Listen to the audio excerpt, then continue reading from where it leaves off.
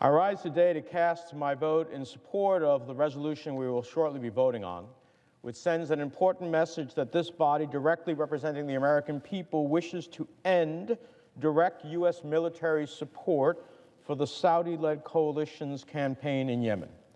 I'm disappointed, but not surprised, that the President issued a veto, choosing to stand by a campaign of devastating consequences for the people of Yemen. Every time we have a vote on this resolution, and every day, the numbers get worse. But let us be clear. These numbers are people.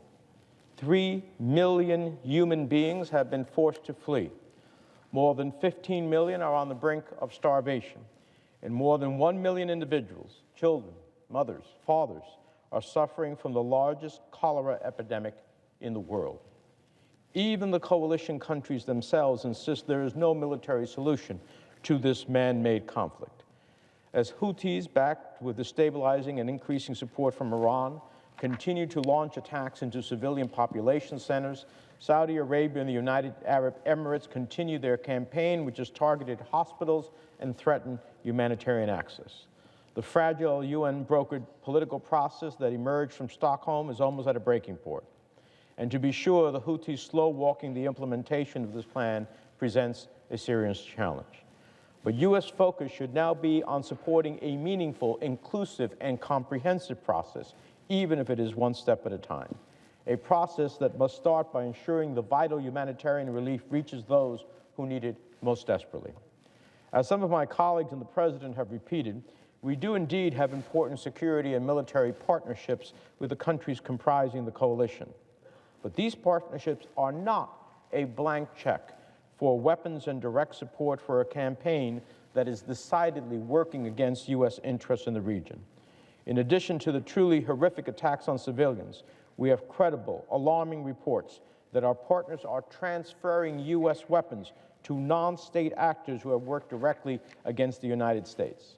Moreover, the length and brutality of this campaign has allowed Iran to exploit a vacuum and increase its influence and presence in the Gulf. Mr. President, this resolution sends an important message, but much work remains to be done. I have a bipartisan bill that would authorize serious policy regarding U.S. weapons sales, that would hold accountable those blocking humanitarian aid, and help set the stage for supporting a meaningful political process.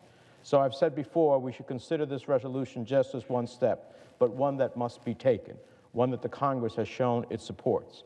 So while the President has made his decision clear, the Congress must continue to assert our independence and continue to act where he will not. Finally, let me also repeat what I said this morning at the Senate Foreign Relations Committee's business meeting.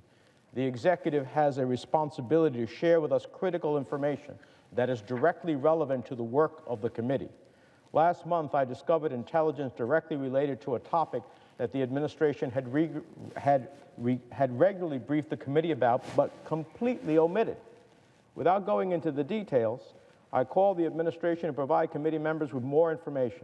I believe the full Senate should have this information, which is relevant to votes we have taken. And I'll be asking the majority and minority leaders to convene an all-senators briefing on this topic. I think they should know before they cast votes. With that, Mr. President, I yield the floor. Observe the absence of a quorum.